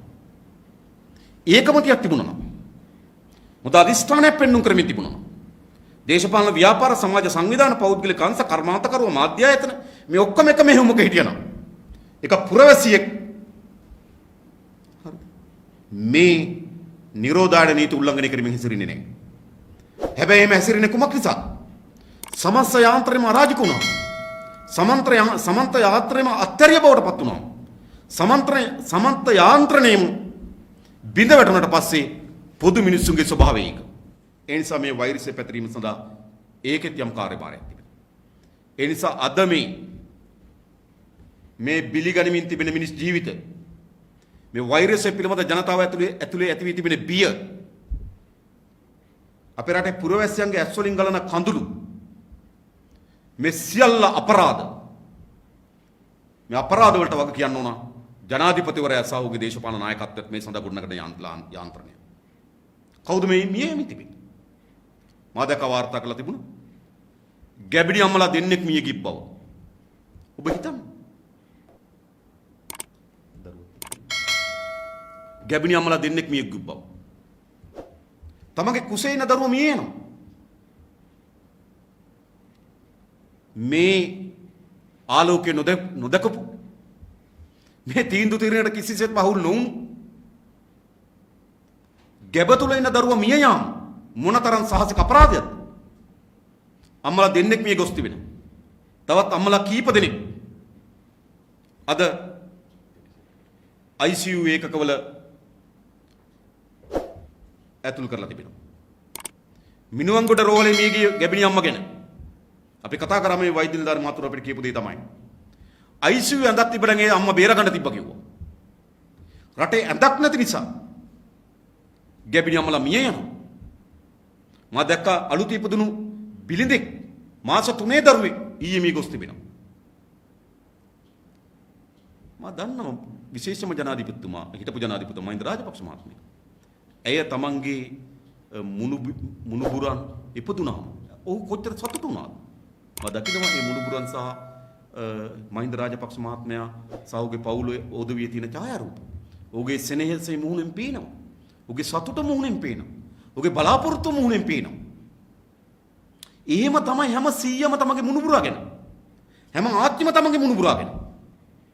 හැබැයි රටේ පුරවැසියන මොකද සිදු වී තිබෙන්නේ? තමන්ගේ මුණුබුරා කුසෙන් එළියට එන්නේ නැතුව මිය යනවා. තමගේ මුණුබුරා බිලිඳා මිය යමින් තිබෙනවා. ඒ මවගේ වේදනාව කුමක්ද? ඒ ස්වාමියාගේ වේදනාව කුමක්ද? තවත් බිලිඳුන් විශාල ප්‍රමාණයකට කොවිඩ් වැළඳී තිබෙනවා. පිටන කුඩා වයසේ සතිය දෙකේ දරුවන්ට කොවිඩ් වැළඳී තිබෙනවා. ආච්චිට ඉඹ ගන්න බෑ. තාත්තට වඩා ගන්න බෑ. මොන සංවේදී ප්‍රශ්නයක්ද මේක? මේ පාලකයන් මේ ප්‍රශ්නේ ඒ විදිහට දකින්නවද? ඒ විදිහට දකින්නේ නැහැ. මේ පාලකයන් මේවා ඉලක්කම් විතරයි. ඒ නිසා තමයි මේ ආණ්ඩු කියන්නේ මොකද්ද? ඉන්දියාවේ මැරෙන තරම් අපි මැරෙන්නේ නේ. මොන දුෂ්ට චින්තනයක්ද ඒක? මොන දුෂ්ට චින්තනයක්ද? පාර්ලිමේන්තු දෙක മന്ത്രിවරයෙක් ගණන් ඉලක්කම් සංසන්දනය කරනවා. එංගලන්තේ මෙච්චර මැරුණා අපේ මෙච්චරයි. ඉන්දියාවේ මෙච්චර මැරුණා අපේ මෙච්චරයි. ඇමරිකාවේ මෙච්චර මැරුණා අපේ මෙච්චරයි. ඒ නිසා අපි ඉතා හොඳ තත්ත්වයක ඉන්න ඕන. මම හිතන්නේ රටේ පාලකයාගේ වගකීම මොකද්ද? සෑම පුරවැසියෙකුම ජීවිත පිළිබඳ පාලකයාට වගකීමක් තිබෙන්න ඕන. සෑම පුරවැසියෙක මියයම් පිළිබඳ පාලකයාට කම්පනයක් තියෙන්න ඕන. පාලකයාට දැනෙන්න ඕන තමන්ගේ දරුවට අත්පත් වෙච්ච ඉරණමක් ලෙස රටේ පුරවැසියෙකුට අත්පත් වෙනකොට. පාලකයාට දැනෙන්න ඕන තමන්ගේ මුණුබුරාටත් වෙන ඉරණමක් ලෙස මේ රටේ බිලින්දෙක් මිය යනකොට. එහෙම සහ කම්පනයක් තියෙන පාලක නෙවෙයි මේගොල්ලෝ. ඒ නිසා මේ ව්‍යසනේ මතක තබා ගන්න. මේ ව්‍යසනේ විශේෂම ජනාධිපතිවරයෙක් මෝඩ උඩඟුත්වයක් තිබෙනවා. උඩඟු උද්දච්ච අපරිණිත ක්‍රියාවේ මෙදිහත් වීම. ඒ නිසා මේ සිද්ධ වෙන සෑම මරණයකටම ඔහු වගකිය යුතුයි. මේ සිදුවන සෑම කඳුළු ගැලීමකටම පාලකයා වගකිය යුතුයි. උන්ට කම්පනයක්වත් නැහැ. උන්ට මේවා ගණන් ඉලක්කම් විතරයි. ඉන්දියාවේ 3400යි අපේ 20යි 30යි 20යි 22යි. ඔවුන් මේවා ඉලක්කම් වලින් බලන්නේ. ඔවුන් මනුස්සත්වයෙන් මේ දේශ බලන්නේ නැහැ. මේ සියල්ලංගෙන් පෙන්වුම් කරන්නේ කුමක්ද? ඔබ හොඳින් තේරුම් ගන්න. මේ සියල්ලංගෙන් පෙන්වුම් කරන්නේ මේ සමාජ ක්‍රමයේ තිබෙන දුෂ්ටභාවය. මේ මනුස්සත්වයේ සමාජ ක්‍රමයක් නෙවෙයි. මේ සියල්ල ඉලක්කම් මත ගණනය කරන සමාජ ක්‍රමයක්. හැඟීම් ගණනය කරන සමාජ ක්‍රමයක් නෙවෙයි. මිනිහුන්ගේ සතුට, දුක, වේදනාව ඒවට බර තියෙන සමාජ ක්‍රමයක් නෙවෙයි. ගණන්, ඉලක්කම්, ඩොලර්, රුපියල්, ලාභේ මත ගණනය කරන සමාජ ක්‍රමයක්. මේ සමාජ ක්‍රමයේදී මේට වඩා කිසි දෙයක් බලාපොරොත්තු වෙන්න එපා ඔබ. මේ සමාජ ක්‍රමයේදී කොහොමද කල්පනා කරනවා මේ ව්‍යාපාරය බවට පත් වෙක් කරන්නේ? කොහොමද කල්පනා කරනවා මේ සමාජ ක්‍රමය ඒ මිනිස් ඝාතන ඉලක්කම් බවට පරිවර්තනය කරන්නේ? මේ දුෂ්ට අතිශය අසාර්ථක සමාජ ක්‍රමේ පරිවර්තනයකද අවශ්‍යයි. හැබැයි ඒක දිගු කාලන වැඩක්. හැබැයි කෙටි කාලන යමක් අපි කළ යුතු දෙයක්. අපි කියන පළමු කොටම ඕනෑම ව්‍යසනයකදී වගේදීම මේ ව්‍යසනයේදී දේශපාලන නායකත්වයක් අවශ්‍යයි. සාමික දේශපාලන නායකත්වයක් අවශ්‍යයි. අද අපිට අසන විදිය අපිට ලැබෙන තොරතුරු අනුව තනි දේශපාලන ආධිපත්‍යයකට මේක යටත් කරගෙන තිබෙනවා. ඒ නිසා මේක සාමූහික දේශපාලන ක්‍රියාකාරීත්වයට යටත් කළ යුතුයි. ඔවුන් අකමැති නම් අපි ආරම්භයේදීම කිව්වා විපක්ෂ පක්ෂ හවුල්ලු කමක් නැහැ. ඔවුන් විපක්ෂ පක්ෂ හවුල්ලු වීමට කැමති නැත්නම් ආණ්ඩුව ඇතුළේවත් අඩුම තරමේ සාමූහික දේශපාලන නායකත්වයකට මේක යටත් කරන්න. මේ ආණ්ඩුව ඇතුළේ හිටපු ජනාධිපතිවරු දෙන්නෙක් ඉන්නවා. ලෝක සෞඛ්‍ය සංවිධානයේ මොකද නියෝජ්‍ය සභාපති ධූරය දරපු නේද සෞඛ්‍ය අමාත්‍යවරු ඉන්නවා මේකේ. වසංගත රෝග පිළිබඳ මහාචාර්යවරයෙක් ඉන්නවා ආණ්ඩුව ඇතුලේ. විශේෂඥ නේද? විශේෂඥ වෛද්‍යවරු ඉන්නවා මේ පිළිබඳව. එනිසා මොකද කරන්න ඕන මේ ආණ්ඩුව? පළමු කොටම මේ ව්‍යසනයේ සඳහා යලි මේ ව්‍යසන මැඩපැවැත්වීම සඳහා අවශ්‍ය දේශපාලන නායකත්ව දීම සඳහා විපක්ෂ පක්ෂ අවුල් කරගෙන කැමති නැත්නම් අඩුම තරමින් ආණ්ඩුව ඇතුළේ සාමූහික දේශපාලන නායකත්වය ගොඩනගන්න. ඒ තමයි වැදගත්ම දේ. මොකද අතිශය වැදගත් දේශපාලන තීන්දුව. ඒක වැදගත්. මම හිතනවා හිටපු ජනාධිපතිතුමා හිටපු ජනාධිපතිතුරු දෙදෙනෙක් ඉන්නවා. මහින්ද රාජපක්ෂ මැතිතුමා, මෛත්‍රීපාල සිරිසේන මැතිතුමා, සෞඛ්‍ය අමාත්‍යවරයෙක්. මේ අයගෙන් සමන්විත දේශපාලන නායකත්වය පත් කරන්න මේකට. කෙටි කාලෙ මේ ප්‍රශ්න ගැන අපි කියන්නේ. ඊළඟ මේ කාර්ය සාධක බලකාය යලි ප්‍රතිසංවිධානය කරන්න. විශේෂයෙන්ම මේ සෞඛ්‍ය ප්‍රශ්නයක්සේ සලකා සෞඛ්‍ය නිර්දේශයන් අධීක්ෂණයන් මඟ පෙන්වීම සඳහා අවශ්‍ය බලවත් කරනවා මේ කාර්ය සාධක බලකායයේ සෞඛ්‍ය ශාස්ත්‍රය. මම නැවත කියනවා. අපි දන්නවා පුද්ගලයන් විශේෂ නෑ තමයි. හැබැයි පුද්ගලයන් විශේෂිතයන් බවට පත් වී තිබෙනවා. ඒ අය නැවත කැඳවන්න මේ කාර්ය සභාව. අනිල් ජාසික මහත්මයා, පබා පලිවඩන මහත්මයා, ඊළඟ අපේ ජයරුවන් බණ්ඩාර මැතිතුමා. ඒගොල්ලෝ කැඳවන්න මේ කාර්ය මණ්ඩලයට. කැඳවලා මේ යාන්ත්‍රණය යලි ප්‍රතිසංස්කරණය කරන්න. ඊළඟ ඒකමතිත්වයක් ගේන්න. සමාජයට එක විගඩම් කියන වැඩේ නතර කරන්න. එක අමාත්‍යවරු, එක අය මාධ්‍ය ප්‍රකාශකවරු, එක අයට විගඩම් කරන කතාව නතර කරන්න දෙන්න. නතර කළා රජයක් ලෙස ප්‍රතිපත්ති මේ කරුණු සමාජයට බරින් සහ ඒ විදියට ඉදිරිපත් කරන්න. අද රට තුල ආණ්ඩුව කියන කිසිදු ප්‍රවෘත්තියක් අද විශ්වාස කරන්නේ නැහැ. ඔබ හිතනවත් ඊයේ මරුණේ 26යි කියලා. හැබැයි කවුරුත් කියනවද 26ද කියලා? නෑ ඔය කිව්වට ඊට වඩා වැඩි කියනවා. ඊය හම්බුනේ 2700යි කියනවා. ඒතර කියනවා නෑ ඊට වඩා වැඩි කියනවා. අපේ ගම්මල හැදිච්ච අය වාර්තා වෙලා නැහැ කියනවා. අපේ මැරිච්ච කෙනාගේ වාර්තා වෙලා නැහැ කියනවා. ඒ නිසා ආණ්ඩුවේ දත්ත තොරතුරු පිළිබඳ අවිශ්වාසයක් නිර්මාණය වී තිබෙනවා. ඒ නිසා යලි මොකද කරන්නේ? මේ ව්‍යසනයේදී ජනතාව ඒකමතික භාවයකට ගෙන එක අති වැදගත්. ඒ සඳහා අවශ්‍ය වන යාන්ත්‍රණය ශක්තිමත් කළ යුතු තිබෙනවා. ඒ තමයි පළමු පියවර. ඊළඟ විශේෂම ගත්තොත් අපි දන්නවා මේ දේශපාලන නායකත්වය ඊළඟ යාන්ත්‍රණය ඊට පස්සේ ගත්තොත් එන්නත් මේ එන්නත තමයි අවසාන වශයෙන් මේක විසඳුම. එනිසා විගඩම්කාරී බෙහෙත් වර්ග එක අයට උවමනා පරිදි මාධ්‍ය නාලිකාවලට ඕන වෙන පරිදි විවිධ නිලියන්ට ඕන වෙන පරිදි බෙහෙත් හොයලා සමාජයට ඉදිරිපත් කිරීම වළක්වන්න ඕන. දැනුත් වෙනවා මොකද්ද අංගම්පොර පැණිය කියලා එකක් ඇවිල්ලා තියෙනවා. මේ දවස්වල අංගම්පොර පැණිය. එනත කරාපිටියේ කරල විකුණන්නේ කවුද? පොදු යන පෙරමුණේ අපේක්ෂිකාව බාටපත් වෙච්ච ප්‍රධාන නිලිය කරලේ වෙනද තානාපති වෙලා තියෙනවා. එය සුවඳ විලවුම් ගැන කතා කරොත් අපි එකඟයි. ඒ නිරූපණය සඳහා අවශ්‍ය නම් මේවලම් පිළිබඳව වෙනද ප්‍රචාරණ දැන්වීමක යුතු අපි එකඟයි.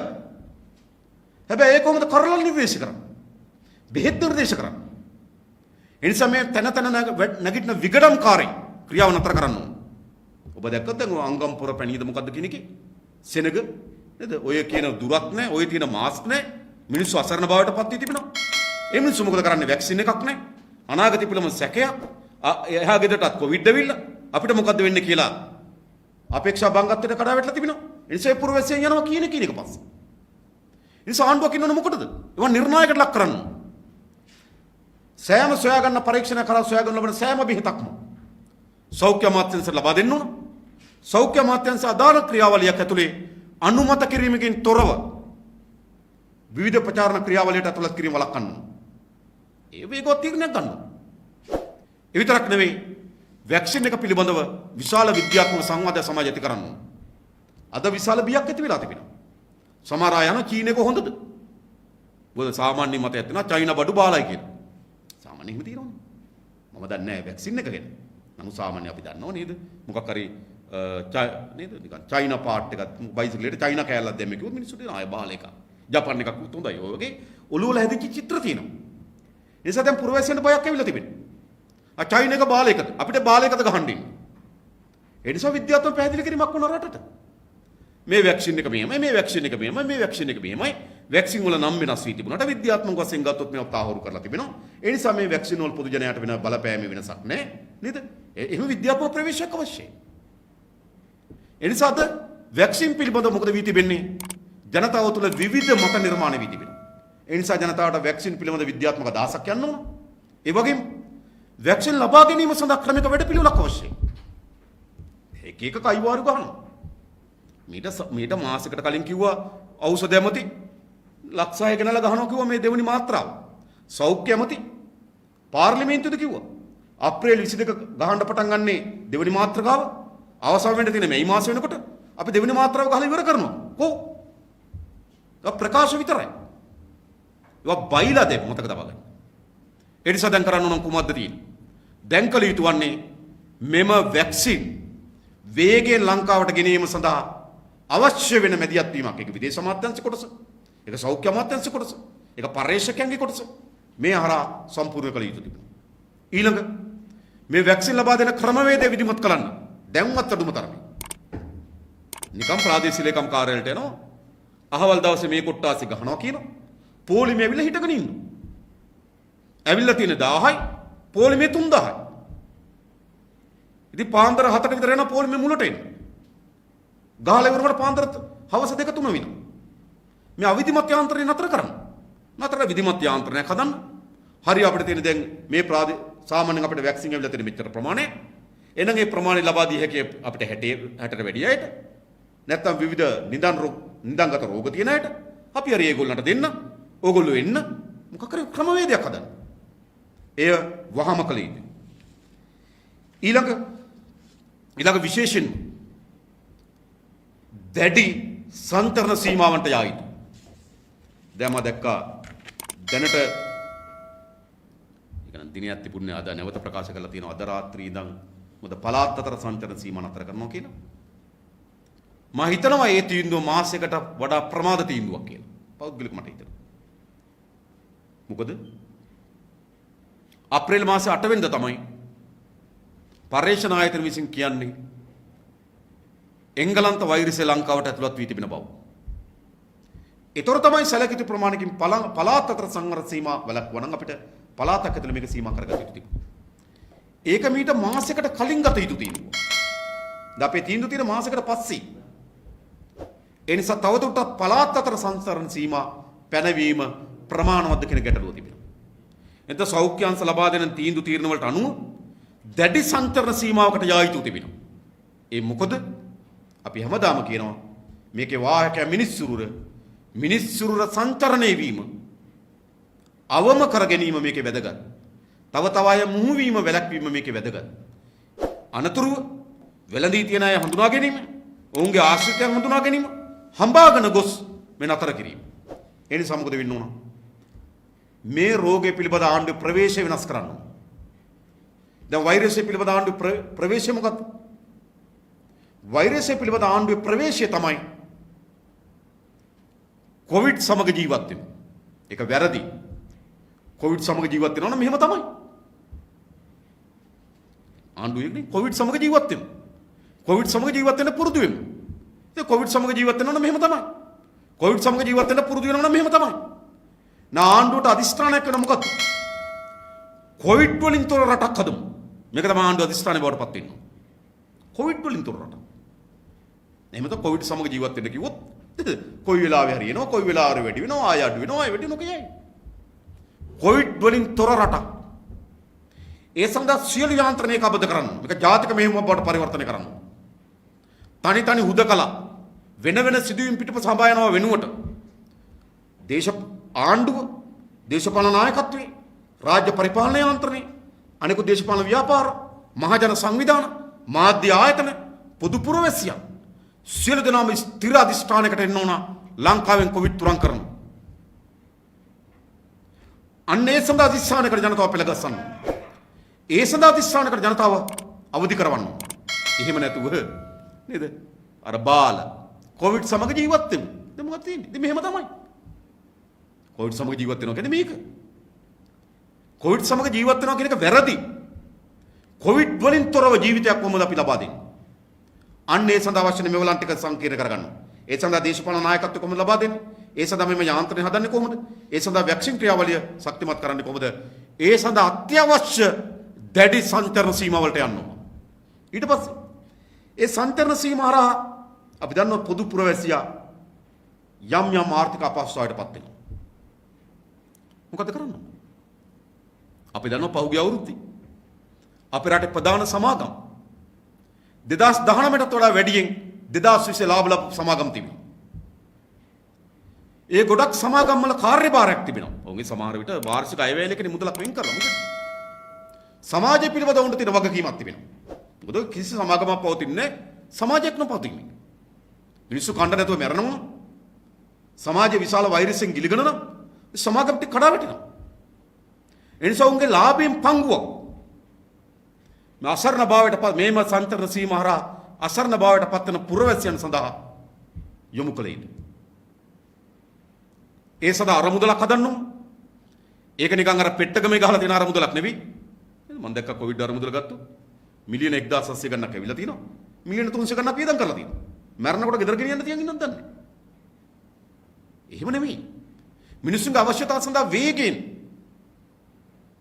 මැදිහත් කරන වැඩ කරන අරමුදලක් ගොඩනගා ගන්න.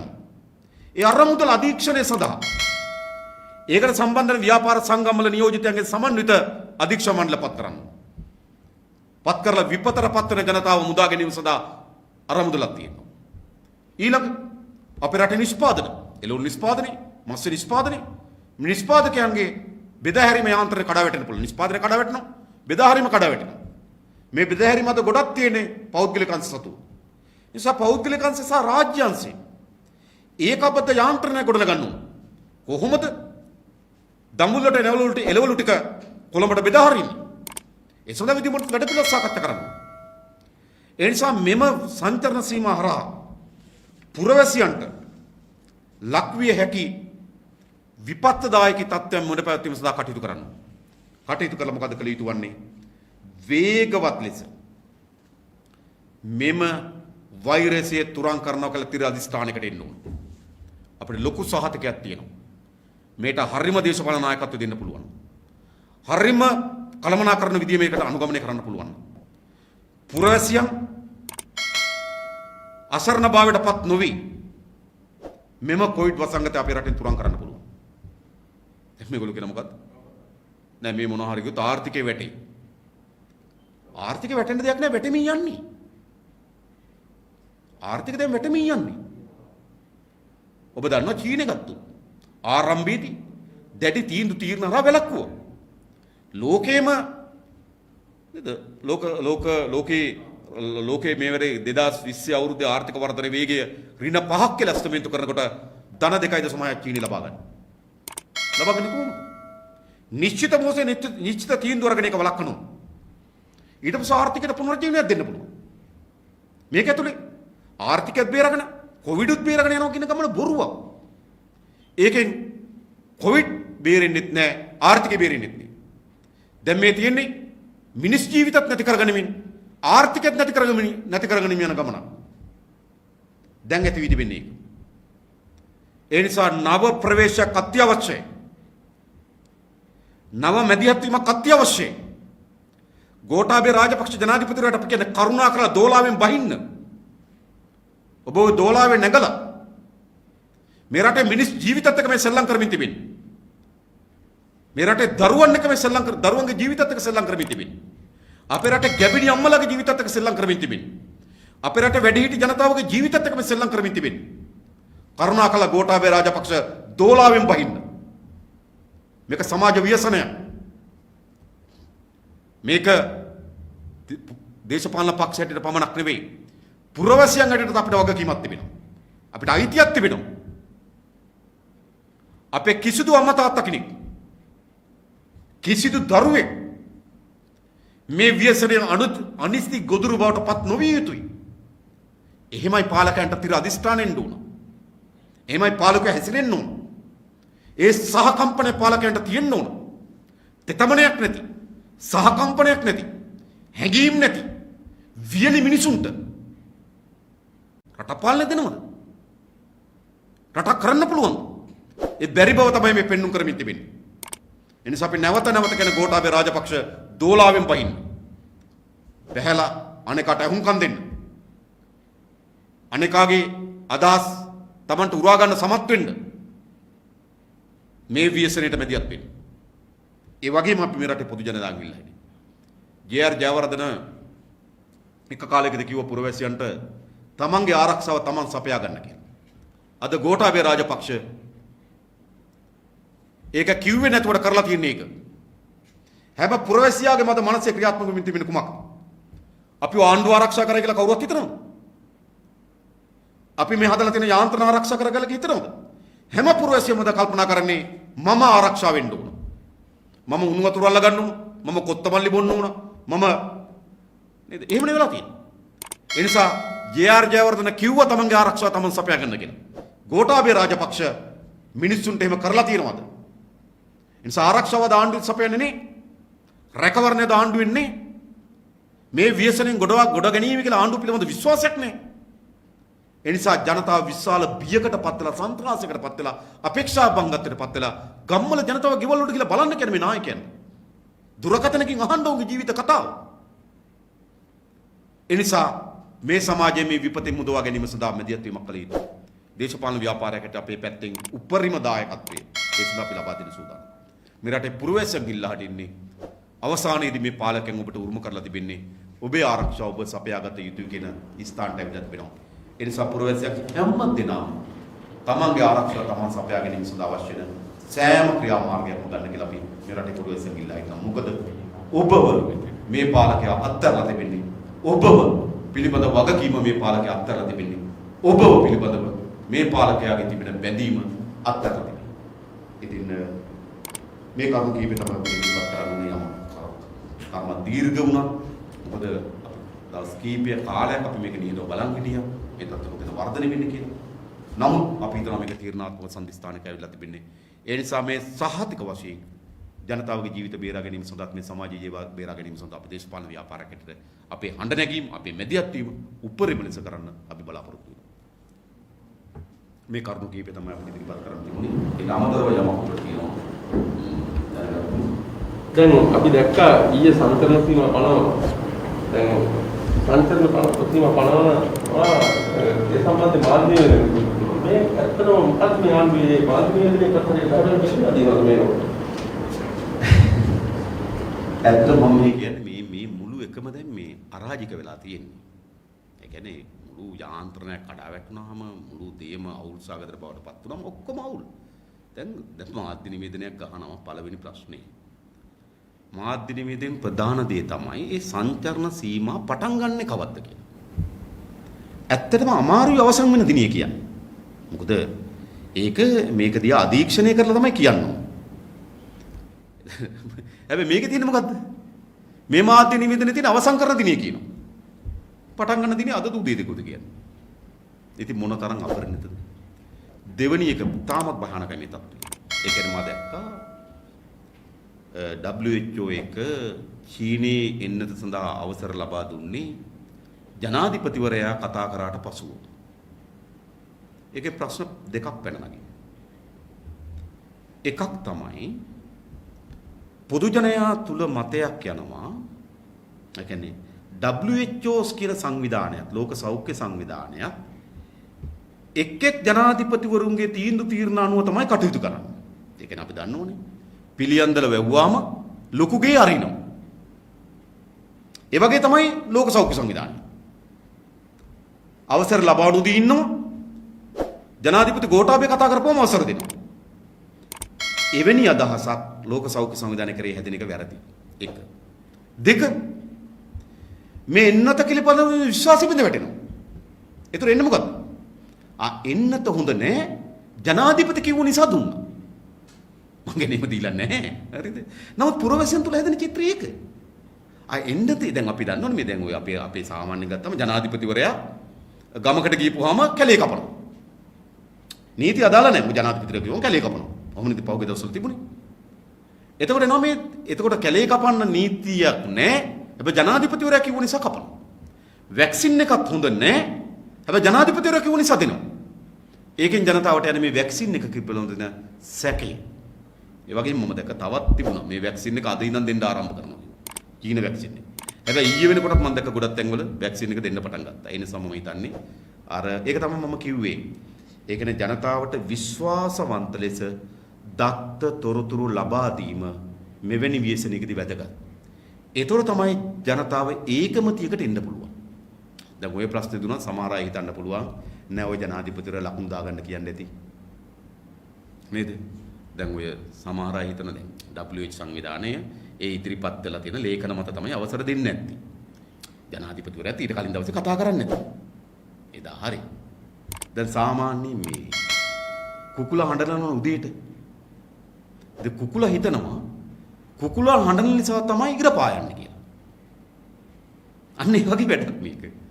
හරිද? ඒතර සමහර පුරවැසියෙක් හිතන්න පුළුවන් ජනාධිපතිතුමා කිව්ව නිසා තමයි. සමහර අය හිතන්න පුළුවන් නෑ ඔය කිව්වට ජනාධිපතිතුමා ලකුණු ටිකක් දාගන්න try කරන්නේ නැති. ඒක වෙන්නේ නැති. සමහර අය හිතන්න පුළුවන් එන්නතේ මොකක් හරි ප්‍රශ්නයක් තියෙනවා.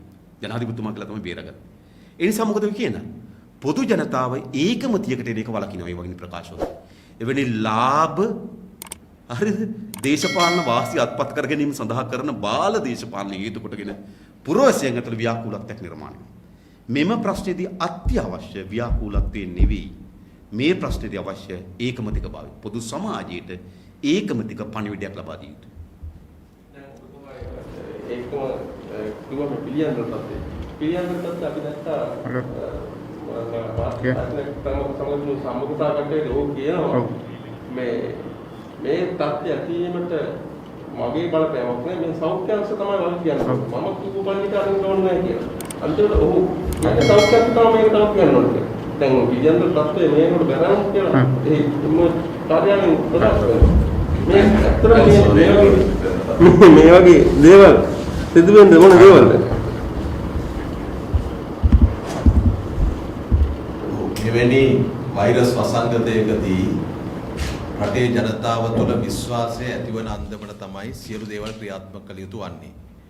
පිළියන්දල සිදුවීමෙන් පැහැදිලි වෙනවා දේශපාලන බලපෑම හරහායි ලොක්ඩවුන් එක ඉවත් කරගත්තා. අද ඒ ප්‍රදේශයේ ජනතාව පීඩාවට පත් වෙමින් යන්නේ. මොකද මේ වෛරසය මර්ධනය කිරීමේදී මේ රෝග ව්‍යාප්තිය වළක්වා ගැනීමේදී අපි දත්ත හොයාගන්නේ බිම් මට්ටමේ වැඩ කරන මහජන සෞඛ්‍ය පරීක්ෂකවරුන් සහ MOH හරහා. පිළියන්දල ප්‍රදේශයේ බාර MOH නිලධාරීතුමිය බොහොම පැහැදිලිව ඉල්ලා හිටියා. ඇගේ නිර්දේශය වුණේ ආසාද්‍යයන් ප්‍රමාණය වේගයෙන් වැඩි වෙනවා.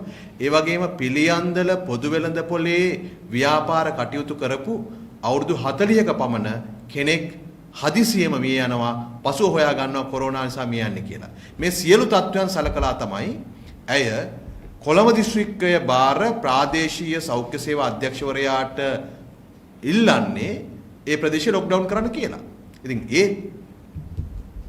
ඒ තීන්දුව තමයි අවසානයේදී ගාමිණී ලොක්කු ඇමතිවරයා මැදිහත් වෙලා යලි ආපසු හරවන්නේ.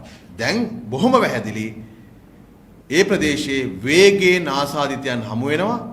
ඒ ආසාදයන් හමු වෙන ප්‍රතිශතය සමහර තැන්වල 60යි 70යි. දැන් අපි දැනගන්න කැමති ලොකුගේ ඇමතිවරයාගෙන්.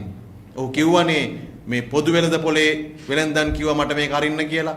බුද්ධ්‍යංශ වාර්තා අනුව තමයි මම මේක අරින්න කියලා කිව්වේ කියලා. දැන් අපි දැනගන්න කැමති කවර බුද්ධ්‍යංශ වාර්තාද ලොකුගේ ඇමතිවරයාට ලබා දීලා තිබෙන්නේ පිළියන්ද ලොක්ඩවුන් එක අයින් කරන්න කියලා. මේ වෙනකොටත් සැලකියුතු ග්‍රාම සේවක ප්‍රමාණයක් එකෙන් එක ලොක්ඩවුන් කරන්න සිද්ධ වෙලා තිබෙනවා. ඒ නිසා මෙවැනි වැරදි දේශපාලන තීන්දුව සහ දේශපාලන බලපෑම් වලට ජනාධිපති කාර්යසාධක බලකා යටවීමේ ප්‍රතිඵලය අද පිළියන්දර ජනතාව භුක්ති දෙනවා.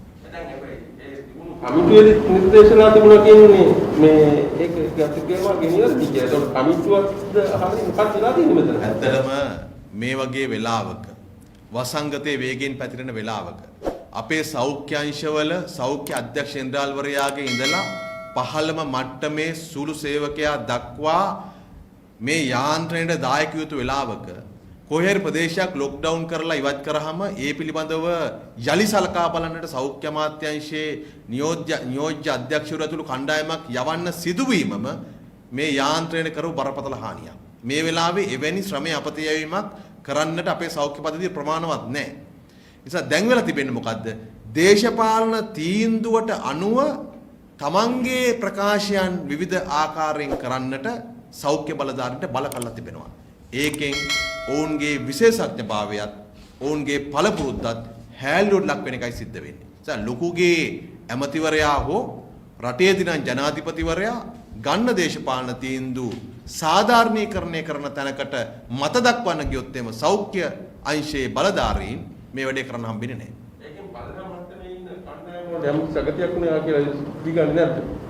පැහැදිලිවම දැන් ඒ ප්‍රදේශයේ මම දන්නවා ඒ ප්‍රදේශයේ වැඩ කරන අපේ සෞඛ්‍ය වෛද්‍ය නිලධාරීතුමිය අය බොහොම කැපවීමෙන් සියලු මහජන සෞඛ්‍ය පරීක්ෂකවරු සියලු සෞඛ්‍ය කාර්ය මණ්ඩලය එක මිටකට අරගෙන මේ කොරෝනා සටනට මුහුණ දෙමින් ඉන්නවා. ඒතර මේකෙන් වෙන වැඩේ තමයි දේශපාලන අධිකාරිය තමන්ගේ හයිය පාවිච්චි කරලා ජනාධිකාරී සාධක බලකාය හරහා මෙවැනි තීන්දුව ගත්තට පස්සේදී අධෛර්යයටපත් වෙන්නේ අකර්මණභාවයටපත් වෙන්නේ ඒ MOH ඇතුළු පහළ සෞඛ්‍ය කාර්ය මණ්ඩලයේ. ඒක බරපතල වැරදි ආදර්ශයක්. මොකද මෙවැනි වසංගතයකදී නිවැරදි තොරතුරු සපයන ජනතාවගේ විශ්වාසය දිනා ගන්නවා වගේම ඉහළ සිට පහළට ලබා දෙන ආදර්ශයත් වැදගත් ජනතාව තුළ ඒකමිතිය පවත්වාගෙන යන්න.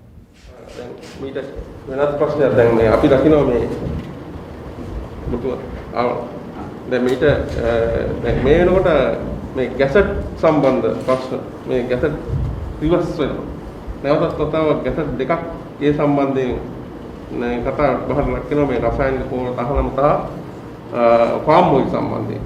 ඇත්තටම ආණ්ඩුව මේලා මේ ගන්න ක්‍රියාමාර්ගය නිවැරදිද? විශේෂයෙන්ම මේ ආණ්ඩුව තීරණ ගන්නේ එම තීන්දුව කවරාකාරයේ අහිතකර බලපෑම් ඇති කරයිද ඒ ඇති කරනු ලබන බලපෑම් සඳහා තියෙන විසඳුම් මොනවාද කියන ඇගීමකින් තොරව. ඒ නිසාම තමයි ඔවුන්ට හැම වෙලාවම සිදු වී තිබෙන්නේ නිරන්තරයෙන් ගන්න තීන්දුව අකුලක්. දැන් ජනාධිපතිවරයා විසින් සාමාන්‍යයෙන් එම පාක්ෂිකයන්ද එතුමාගේ පාක්ෂිකයන්ද මුහුණ දෙන අර්බුදයක් තිබෙනවා. ඔව් තීන්දුවක් ගත්තාම මේකට ඇගීමක් කරලා ලියනවද කියලා සැකයක් ඇවිල්ලා තියෙනවා. මොකද ඇගීමක් කරලා ලියන්න බෑ. තව පැයකින් නැවත ගැසට් එක සංශෝධනය කිරීම සඳහා යෝජනා ඇවිල්ලා තිබෙනවා. මීට පෙර පරිප්පු සීනි අඩු කිරීම සඳහා ගාපු ගැසට් නිවේදන ආපසු ඇරෙව්වා. ඒ නිසා සාමාන්‍ය ගැසට් රිවර්ස් කියලා තමයි වැඩිපුර සාකච්ඡාව තිබෙන්නේ. ඒ නිසා මම හිතනවා ඒ තීන්දුව ගැනීමේදී එකක් ඊට අදාළ සියලු පාර්ශ්වයන් එක්ක විධිමත් විවෘත සාකච්ඡාවක් කෙරෙන්නේ නැහැ. දෙක එම් විය හැකි අතුරු ප්‍රතිවිපාක සහායකට ලබාගත යුතු විසඳුම් පිළිබඳව නිසි ඇගීමක් නැහැ. ඒ නිසා තීන්දුව අරගෙන දින කීපයකට පසුව තමයි ඒ තීන්දුවේ තිබෙන බරපතලකම දැනෙන්නේ. එතකොට එය අකුලා ගැනීම සඳහා ප්‍රයත්නයක් තිබෙනවා. ඒ නිසා එකෙන් පෙන්නුම් කරන්නේ ඔහුට ගොඩක් දුර පේන නායකයෙක් නෙවෙයි. ඔහුගේ නහේ දුරෙන් එහාට පේන්නේ නැති නායකයෙක්. අපි දැක්කා ඊයේ සමුගිජන බලවේගයේ කියන මේ සර්වපාක්ෂික සමුළුව සම්බන්ධ ඔබතුමා ඉන්නේ මොනවද? සර්වපාක්ෂික සමුළු කියන්නේ විගඩක්. පක්ෂ 40ක විතර නායක වෙනවා 80ක් විතර. උදේ 10ට විතර එක්කෙනා විනාඩි 3 කතා කරන්න පටන් ගන්නවා. ඉවර වෙනකොට නේද 12 11 වෙනවා. එන ගමන් ටීවී එකට කට් එකක් දීලා එනවා. ඔන්න සර්වපාක්ෂික සමුළු. ඔබ දන්නවා. ඉතින් මම හිතන්නේ සමග ජන බලවේගය අයට ඇති සජිත් ප්‍රේමදාසට ගිහිල්ලා ওই සභාවම විනාඩියක් දෙකක් කතා කරන්න. එනකොට මාධ්‍යට කට් එකක් දීලා එන්න. ඔය ප්‍රේමදාසගේ හැටි. ඒ ඔය සඳහා තමයි සර්වපාක්ෂික සමුළු. අපි හොඳට දකිනවා මෙතෙක් වෙච්ච කිසි සර්වපාක්ෂික සමුළුවක් ඒ සඳහා අවශ්‍ය වෙන විධිමත් ක්‍රියාමාර්ගකින් තොරව තමයි විසිරු හැරමින් තිබෙන්නේ. ඒ නිසා අපේ අදහස වෙන්නේ එවැනි ලොකු සමුළු නෙවෙයි. විධිමත් යාන්ත්‍රණයක පංගුකරුවන් තමයි විය යුතු වන්නේ. එහෙම නැතුව අපිට ගිහිල්ලා මේ කියපුව සම්පූර්ණ කරලා විනාඩි 3 මට කියලා එන්න පුළුවන්. මොකද ඉතින් ඵලය. එන ගමන් මේ සර්වපාක්ෂික සමුළු තිබ්බ අපි මේවා කිව්වා කියලා මාධ්‍යට කියලා එන්න පුළුවන්. ඔච්චරයි. ඒ නිසා ඒ වගේ කිසි ඵල රහිත එකක් හැබැයි ඉතින් සජිත් ප්‍රේමදාස මහත්මයාට වටිනව ඇති. මොකද එතෙන් ගිහිල්ලා විනාඩි 2-3ක කතාවක් කරන්න පුළුවන්. එන ගමන් කට් එකක් දීලා එන්න. ඔච්චරයි ওই සර්වපාක්ෂික සමුළු වල තියෙන ප්‍රතිඵලය. දැන් කියන්නේ අසංගත තත්ත්වයේ මඩපවත්කන මේ වගේ සියලු දේශපාලන පක්ෂ කණ්ඩායමක් කවුරුද දෙයක් කරන්න හොඳ නැද්ද? නෑ මම හොඳයි. ඒ තියෙන එකයි මෙම ආණ්ඩු නියෝජනය කරමින් කණ්ඩායමක් එනවා. විපක්ෂ නියෝජනය කරමින් කණ්ඩායමක් එනවා. ඒක 15ක 20ක ඉතා කුඩා කණ්ඩායම බවට පත් කරගත හැකියි. ආණ්ඩු නියෝජනය කරන පක්ෂ 30ක් විතර ඉන්නවා. ඒ 30ෙන් එනවා. හරිද? සජිත්ලගේ පක්ෂය තුළ මම හිතන්නේ නේද? පක්ෂ 4ක් 5ක් තියෙනවා ඔක්කොම යනවා. ඒත් ඵලෙ මොකද්ද? ආණ්ඩුවට පුළුවන් ආණ්ඩු යෝජනා ටික අරගෙන එන්නේ කණ්ඩායමකට නේද? විපක්ෂ කණ්ඩායම් වලට පුළුවන් කණ්ඩායම් 3ක් විතර ඉන්නවා. ඒ තුනට තමන්ගේ අදහස ඉතා කුඩා කණ්ඩායමක් ඇතුලේ හොඳ විධිමත් සාකච්ඡාවක් කරා යාන්ත්‍රණي මෙහෙවීම, නැවත රැස්වීම, සමාලෝචනය එවැනි මැදිහත් වීමක් විතර මේකට අවශ්‍ය වෙන්නේ. එහෙම නැතුව කාලේ කන කතා සාප්පු නෙවෙයි. අපි දැන් කැඳරුත් කරනවා. දැන් රැල්ලක් නෑ දැන් හදන රැල්ලක්. වැඩි දිවීම හොඳයි. හොඳයි. හැබැයි ප්‍රශ්නේ තියෙන්නේ අපි අවධානය යොමු කරන්න ඕන. ඇඳන් නැති වෙනකොට ඇඳන් හදන්න. හෙට පෙට්ටි මදි වෙනකොට පෙට්ටි හදයි. ඊළඟ මෝචරි මදි වෙනකොට මෝචරි හදයි. ඒ නිසා දැන් අවශ්‍ය වී තිබෙන්නේ මේ මෝචරි හදන පෙට්ටි හදන වැඩපිළිවෙලක් නෙවෙයි. අවශ්‍ය වී තිබෙන්නේ